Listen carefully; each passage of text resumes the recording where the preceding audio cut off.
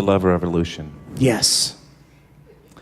I feel like there was a kind of a heavy spiritual revolution that I was doing up to maybe about a couple years ago, and it's like, Yes. you see this, there was a certain place where I just couldn't go, and so Right. there had to be this movement into something, and it's a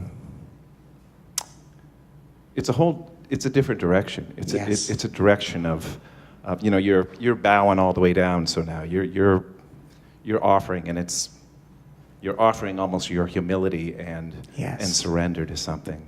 And so it's been quite a journey these last 2 years, sort of just moving into that, and it feels like there's been some sort of completion and resolve in some ways. And just this last week I go, just like you were saying with the overall love of it, oh my God, that was actually just preparatory for something, so I'm feeling that, and you were just speaking of it, but I'm feeling it at a personal level. It's like, oh my goodness, this is really, there's something else coming, and I'm not quite sure what. Good. But yes, I will say that our greatest offering of surrender is not surrendering our humanity, but we surrender through the willingness to be human. The most awake beings will act human. Now, they may not act out the human condition, because what it is to be human doesn't necessarily involve conditioning, because a human being is the highest manifestation of God in form. Now, that includes a being who is conditioned, but when a being goes through the blossoming process, it becomes the fragrance of that blossom flower. And so our greatest surrender is to be human. And spontaneously, you will one day no longer get angry, no longer get disappointed, no longer get triggered. But until then, it must be okay for you to have every experience that you have, simply because you're having it. And to know that your only recourse of action is to love the self that feels and acts the way it feels and acts, and knowing that it's only feeling and acting this way to try to gain your attention and earn your approval. So if you want to take the boldest leap in consciousness, don't make the self work hard to earn your attention and approval. Just hand it over all the time. Mm-hmm. Oh, I love you. Mm-hmm. I love you. And your practice is that when you're interacting with other people, you practice. Every person I talk to, I get more honest, more soft, more gentle. And then the next person, I get more soft, honest, and gentle. And as I practice all day being more soft and gentle than the last interaction, it will prepare me so that when I'm alone, I can be that soft and gentle and honest with myself. So we practice being with others the way we're going to be with ourselves. Then we act with ourselves the way that further motivates us to share that with other people.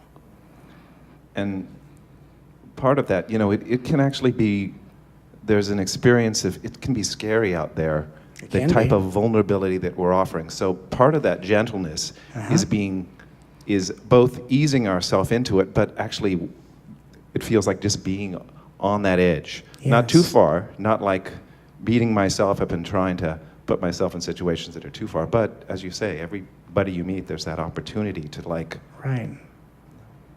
Well, are you under the impression that the feedback that they give you is about you, or are you aware that their feedback is just showing you where they're at in their journey? I can still be confused about that one. That's okay. That's okay. That's a pattern that, got conditioned in pretty heavy for pretty long. So let me give you the theme of this chapter for you, and it'll make it easier. The reason why other people are not responding to you, they're showing you their conditioning. But the reason you mix that up is because what you're learning to do is you're learning to be nourished by the love you give, not by the validation that they give you in response to your giving. See, what you're still hooked into is, I'm going to love you, and then I'm going to wait, and now it's your turn, and we're going to play a game of fairness. And that's when life brings you people that will not play fair at all. And it's the greatest teaching in the world, because you will learn you're only going to be nourished by your giving, because people can only give to you when they're loving themselves. So your love and vulnerability is teaching them how they should act in private, and them not validating you is letting your love purify itself in its purest form of giving. And when they're not validating, there can be a stinging, but it's really I find that what's offered, it is that invitation to Yes. love. There is this way that it's totally opening the door. It's right there Right. to offer that to myself, to find ways. It's like totally a key into where I'm not Sure. doing right in that moment. So try this out loud, Ken, and we can all do it together. I don't love others to open their heart. I don't love others to open their heart. I love others to open my heart. I love others to open my heart. And if other hearts are opened as a result, And if other hearts are opened as a result, then that's wonderful. then that's wonderful. But that's not my focus. But that's not my focus. Their heart will open when they choose to open it. Their heart will open when they choose to open it. And the love I give them And the love I give them is because I'm choosing to open my heart now. is because I'm choosing to open my heart now. And that's the power of my own love. And that's the power of my own love. So you have to get out of the habit of thinking that the love you give people is going to open their heart. It's only going to open yours. And once your heart is open, then other people can start opening their heart to you, reflecting back the heart that's already open in you. Beautiful. So one who can walk into a room and blast everyone's hearts open is someone who's not under the impression that their love is going to open any hearts. And that's what makes them so powerful. You have to be not under the impression of the effect in order to be a catalyst that manifests such an effect. So if you're trying to manifest a certain effect, you will experience trying to manifest that effect, and you will even manifest people that are trying to receive that effect, but there will be no effect. Someone who's not under the impression that they're there to create an effect is the most effective manifestation there is.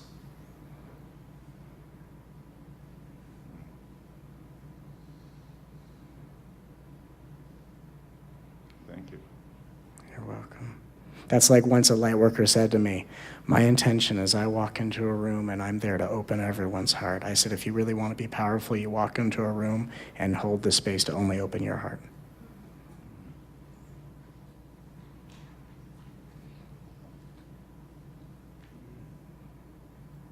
Once your heart is open, everything shines in beauty.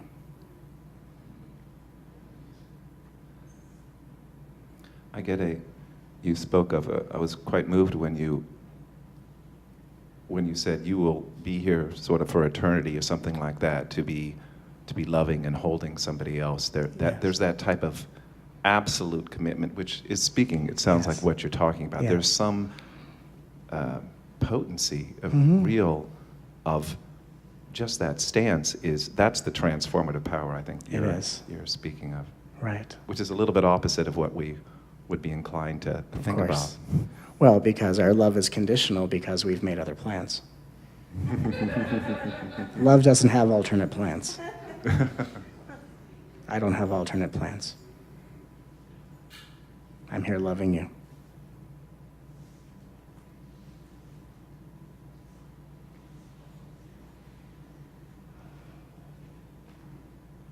So join me. Pleasure. Wonderful. And that is true spirituality. Not that anything is untrue spirituality. It's just not always useful spirituality. It's not functional, practical spirituality. Remember, if you wouldn't say it to a 5-year-old in pain, throw it away. It's neat to go to a workshop, do this and do that. I say this, you say that. Wow, we had a cool experience. If you wouldn't say it to a 5-year-old child, there's no point. Is that the heart? That 5-year-old, this is the quality of the heart, is we have this way that our minds actually develop this whole language which really departs from the essence of our heart and the language and the way we speak. So it's really just returning to that language and being of. Yes. I mean, think of when you were a child. What was most effective in your memory? Someone who loved you? Or someone who was overly mechanical and let me explain what's happening? Who cares about that? Well, there was a point, whatever, a little while ago where it was almost like I rediscovered that, whatever it was, the heart, that 5-year-old, and it was like, oh my God, I've exiled this, I guess, my heart for I was taught at some point there was this movement away from this fundamental aspect of self. That's okay. Yeah. The greatest demonstration of your wisdom is your willingness to be free from it. What good is any wisdom if it doesn't make people feel safe in your presence? Mm-hmm. And if the only objective is to make people feel safe in your presence, you don't need wisdom for that. And the desire to be free from your wisdom is how you become the wisdom, not the collector and remember and repeater of it. Yeah. That's very different. And you can totally feel feel that it. and know that. Yeah. You can feel it.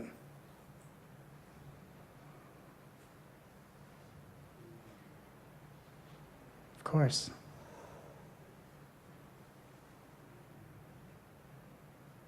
Of course. Mm-hmm.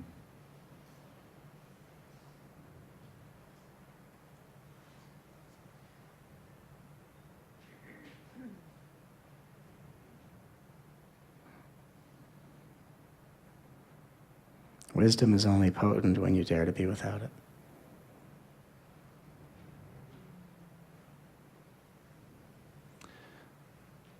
If wisdom isn't like carried or like sort of embedded in love, Right. it can't be received. Right. Right. People only receive my words because of how they feel in the presence of the words. My words surrender hearts because of where the words come from, not because of Yeah. how my words are arranged. I don't arrange my words. I transmit love, and love speaks whatever it wants to say.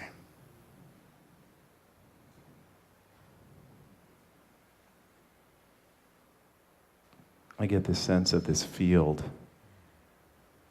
this very, it's bursting and alive and of love. There's, Yes. and it almost feels like you're really solid. You're just settled in that, Yes. so to speak. And you're speaking of that this is possible, and there's an invitation into this. It's not Yes. like anybody has to do it.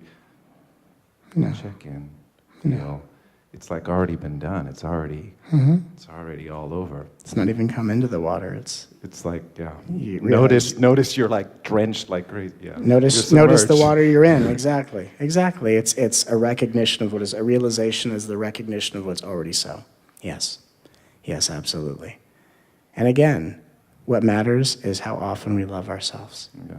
Because even the now I get it doesn't matter at a certain point. Doesn't matter. And what's even funnier about like self-realization, enlightenment, whether it's from a non-duality point of view, whatever it is, doesn't really matter. It doesn't matter if you think you found the answer, because one who is really woken up isn't someone who knows the answer. It's one who's been liberated from the argument. It's one who's no longer hypnotized by questions. It's one who no longer thinks questions have answers. Questions just invite love to be directed. That's the real answer. Someone asks a question, I love you. That's what a self-realized being knows. That waking up or that liberation, so to speak, that's what it does. It actually liberates so that love, there isn't any obstacle That's right. for that flow, that feeling, that to just be celebrated all the time. There's no need to like hang on to the Right. liberation. That's Right. Yeah. Right. It's called waking up from waking up. Ultimate spirituality. Just love. Yeah, it's pretty simple and And at the same time, it's potent. yeah. Has to be simple. If it wasn't simple, then there would be a case of you're doing it right, you're doing it wrong, and then we'd really be in trouble. We're all doing it right. Mm-hmm. We just could afford to support ourselves more. Mm-hmm. Thank you. Thank you. My pleasure. Always an honor. Likewise.